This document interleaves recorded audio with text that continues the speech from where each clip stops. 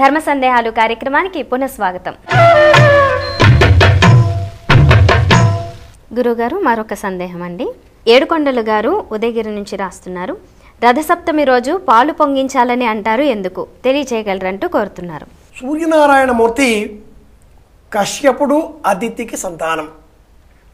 అదితి కుమారుడు కాబట్టి ఆయనను మనం ఆదిత్యుడు అని పిలిచాం.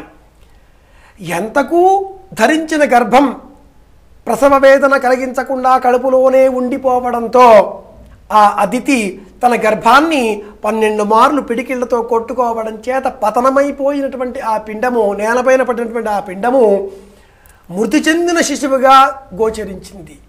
అయితే కశ్యప ప్రజాపతి మహాత్మ్య శక్తి చేత, తపశ్శక్తి చేత ఆ శిశువు మరణించలేదు, జీవించి తిరిగి లోకాలన్నింటికీ కూడా ఇటువంటి వెలుగును కీర్తిని అందించేటటువంటి జీవదాతగా, ప్రాణదాతగా శక్తిని ప్రదర్శిస్తున్నది. మరణించిన రూపంగా లోకానికి కనిపించిన కారణం చేత ఆ శిశువులకు మార్తాండు అని పేరు వచ్చింది. అలాగే ఆ మార్తాండు జన్మించినటువంటి రోజు ఈ రోజు కనుక మన ఇంట్లో కూడా సంతానం కలగాలి, కలకాలం జీవించాలి, లోకాలన్నింటికి కూడా వెలుగునిచ్చేవాడుగా కావాలి, కీర్తి పతాకలను రెపరెపలాడించే విధంగా జన్మించాలి అనేటటువంటి భావనలతో ఈరోజు ఉదయమే శిరస్సు పైన 7 జిల్లేడు ఆకులు, వాటిపైన రేగుపళ్ళు, బొత్తిగా పెట్టిన ఆ జిల్లేడు ఆకులపై రేగుపళ్ళు పెట్టి శిరస్సు భుజముల పైన పెట్టుకొని నీటిలో 3 సార్లు మునగాలి. జిల్లేడు ఆకులు, రేగుపళ్ళు, వాటిపైన దీపం ప్రమిద కూడా పెట్టుకొని నీటిలో మునిగితే దీపం ప్రమిదను విడిచిపెట్టి మనం మునిగి పక్కకి రావాలి. ఆ ప్రమిద నీటిలో తేలుతూ ముందుకు వెళ్ళాలి. అది దీపం నీటిలో విడిచిపెట్టే విధానం. అంటే అంత జాగ్రత్తగా, వణుకు లేకుండా సూర్యోదయానికంటే ముందమే ఆచరించవలసిన స్నాన విధానం ఇది. నీళ్లలో దిగితే ఉడికిపోతామే, వణుకు లేకుండా దీపము, ఆ జిల్లేడు ఆకులపైన దీపము, కాయల మధ్యన దీపము, మునిగాము, మెల్లిమెల్లిగా దీపం మంటికి నీళ్లు వచ్చాయి, అంత జాగ్రత్తగా తెలియాలి మనకి. నీటిలో దీపం మాత్రమే తేలే విధంగా మనం మునిగి పక్కకి జరిగి లేవాలి. ఇలా 3 మార్లు చేయాలి. ఇది స్నానం చేసే విధానం. ఈ విధంగా స్నానం చేసి చక్కగా శుభ్రంగా ఉతికి ఆరవేసినటువంటి పొడి వస్త్రాన్ని, తడి వస్త్రం ఎప్పుడూ కట్టుకోకూడదు, అది మడి కాదు, పొడి వస్త్రాన్నే కట్టుకొని ముందు గదిలో కానీ, వాకిట్లో కానీ, పశువుల కొట్టంలో కానీ ఒక కుంపటి ఆవు పిడికలతో దాలి చేసి, ఆవు పిడికలతో మాత్రమే, అలాగే దాని చుట్టూ 8 కోణాలతో ఉండే అష్టకోణముల ముగ్గును వేసి ఇంట్లో ఉండేటటువంటి బియ్యము, అపరములు అన్నీ ఆ చుట్టూ ఏర్పాటు చేసి బొమ్మలను పెట్టి, తులసి కోటలు పెట్టి ఆ దాలిని వెలిగించి దానిపై కొత్త కుండ కానీ, కంచు పాత్ర కానీ, ఇత్తడి పాత్ర కానీ ఏదైనా పాత్ర ఏర్పాటు చేసి ఆ పాత్రలో ఆవు పాలు పోసి అవి మరిగి ఎటువైపు పొంగుతాయో ఆవు పొంగు, ఆ పాల పొంగు చూచుకుని ఫలితాలు చెప్పుకున్న పిమ్మట అందులో కొత్త బియ్యము, బెల్లము వేసి ఉడికించి పాయసం సిద్ధం చేసుకోవాలి.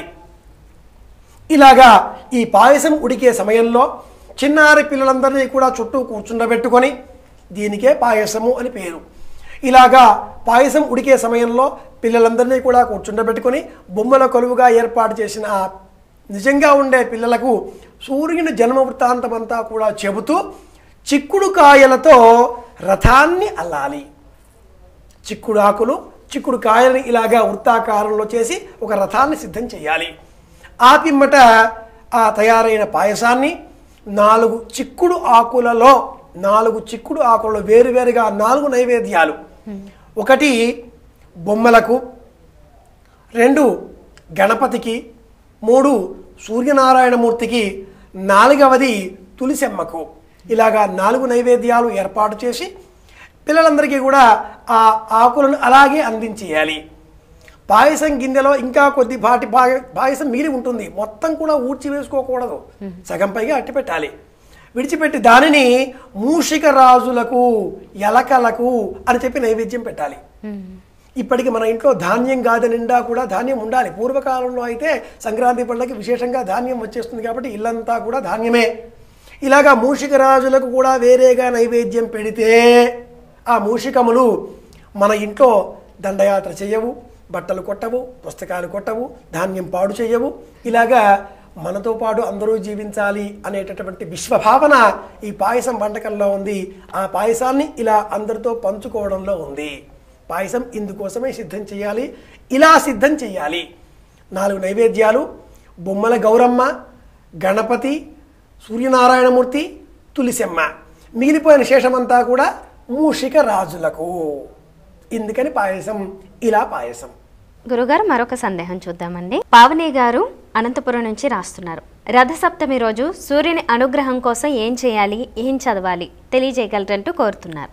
సూర్యనారాయణమూర్తికి సంబంధించినటువంటి దండకం కానీ, స్తోత్ర పాఠాదులు కానీ ఈరోజు మనం పారాయణం చేయాలి. అలాగే నమస్కారం చేస్తే ఆయన సంతోషిస్తాడు కనుక సూర్య నమస్కారాలను కూడా ఆచరించాలి. వేదం తెలిసిన వారు ఎవరైనా బ్రాహ్మణులు లభిస్తే అటువంటి వారిని ఇంటికి పిలిపించి వారి చేత సూర్య నమస్కారాలను ఆచరింపజేసి వారు నమస్కారం సమర్పయామి అన్నప్పుడల్లా కూడా మనం నమస్కారం చేస్తే 72 నమస్కారాలతో అరుణపూర్వక త్రిచ విధానంతో నమస్కారాలు, సూర్య నమస్కారాలు చేస్తే ఆరోగ్యం చేకూరుతుంది. ఆరోగ్యం భాస్కరాదిచ్చేది నమస్కార ప్రియం భాను. అలాగే సూర్యనారాయణమూర్తికి ప్రీతికరంగా ఆదిత్య హృదయము అనబడే స్తోత్రాన్ని పారాయణం చేయాలి. శ్రీమద్ రామాయణంలో 101 లేక 102వ సర్గలో యుద్ధకాండలో వస్తుంది. రామచంద్రమూర్తి రావణాసురుడిని యుద్ధరంగంలో ఎదుర్కొన కంటే పూర్వం రావణాసురుడి ఆ దేహకాంతిని చూసి ఆశ్చర్యపోయేగా అగస్త్యుల వారు రామునకు ఈ ఆదిత్య హృదయాన్ని బోధిస్తాడు. తతో యుద్ధ పరిశ్రాంతం సమరే చింతయా స్థితం రావణంచాగ్రతో దృష్ట్వా యుద్ధాయ సముపస్థితం దైవతైశ్చ సమాగమ్య ఉపాగమ్య బ్రవీద్రామ అగస్త్యో భగవాన్ ఋషి రామ రామ మహాబాహో. ఇలాగా 29-30 శ్లోకాలలో ఉండేటటువంటి ఈ ఆదిత్య హృదయము అనబడే స్తోత్రాన్ని పారాయణం చేయాలి.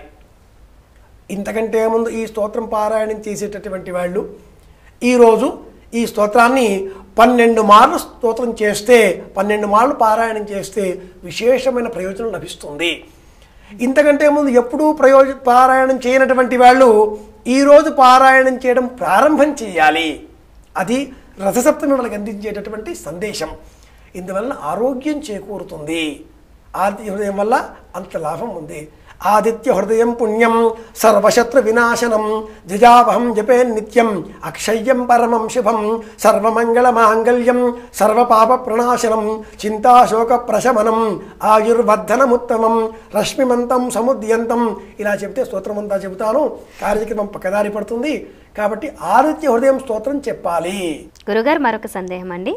సురేష్ గారు రాజమండ్రి నుంచి రాస్తున్నారు. సూర్య భగవానుడికి ప్రీతిపాత్రమైన పుష్పాలు, నైవేద్యాలు ఏమిటి తెలియచేయగలరంటూ కోరుతున్నారు.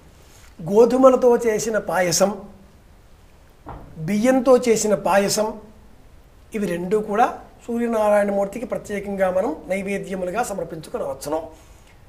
ప్రత్యేకించి అంటే మట్టుకు గోధుమ నూకతో చేసిన పాయసం, అలాగే ఎరుపు రంగులో ఉండేటటువంటి పుష్పములు, రక్తవస్త్రం, రక్తపుష్పం, రక్తమాల్యాంబరధరం, రక్తఛత్రధ్వజ పతాకాదిశోభితం దివ్యరథ సమారూఢం మేరుం ప్రదక్షిణే కుర్వాణం అంటూ సూర్యనారాయణమూర్తిని స్తోత్రం చేసే విధి విధానాలలో, నవగ్రహ పూజా విధానాలలో ఇలా వర్ణిస్తారు.